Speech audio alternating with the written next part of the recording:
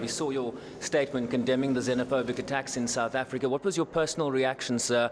And what would you like to see from the people and the government of South Africa moving forward so that these xenophobic attacks do not repeat themselves?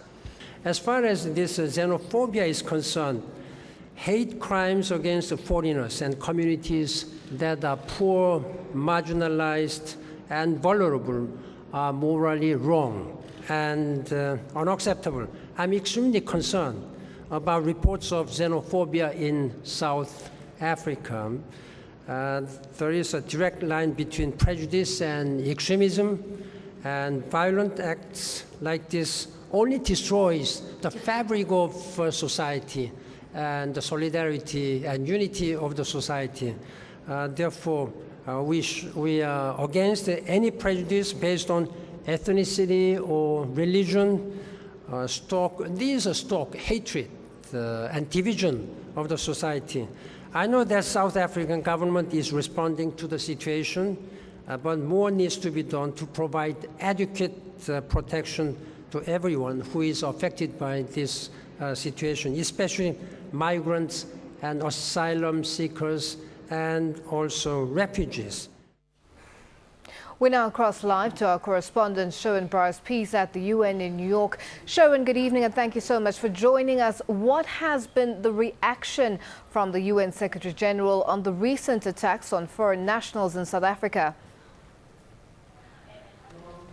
Well, a number of statements in just one day. I mean, we've just a short while, as you saw in that clip, heard for the first time his personal reaction to what we've been seeing in South Africa over the last number of weeks.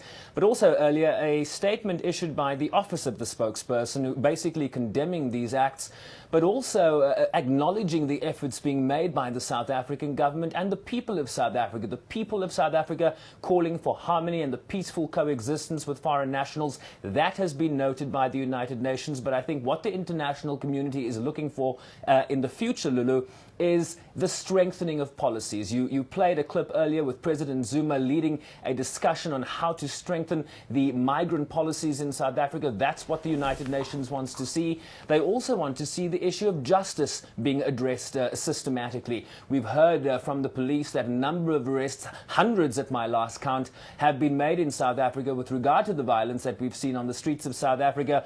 But what level of convictions will we see in terms of the judicial process? Will those people who have been arrested, will they be convicted of the crimes that they're accused of? And I think that is going to be an important process moving forward. The international community wanting to see justice for the victims of the xenophobic crimes we've seen in South Africa.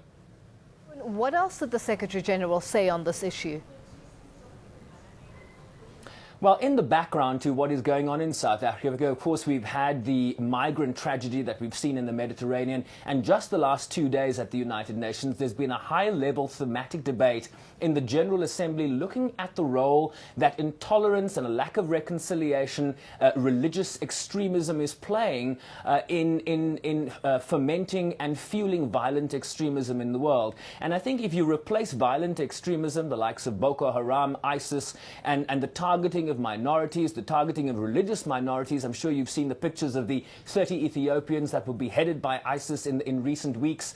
If you replace violent extremism with xenophobia, the language that you're hearing is pretty much the same. If I can just read you an excerpt of what the Secretary General said in the General Assembly earlier today, we see violent extremism most vividly, and I'm quoting now, in the atrocities committed by Daesh, which is ISIS, Boko Haram, Al-Shabaab and others, but it is also evident in racist acts and hate speech. I mean, this could be a message directly for South Africa. Migrants are among the most frequent targets, often at the hands of politicians.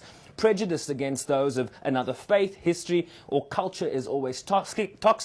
The Secretary General also says there is a direct line between prejudice and extremism and between racism and genocide. So I think we can agree that there are several links between violent extremism and what we are seeing on the streets of South Africa today. Sherwin, thank you so much for joining us. Unfortunately, we have run out of time, but that was our correspondent, Sherwin Bryce Pease, joining us from the UN in New York.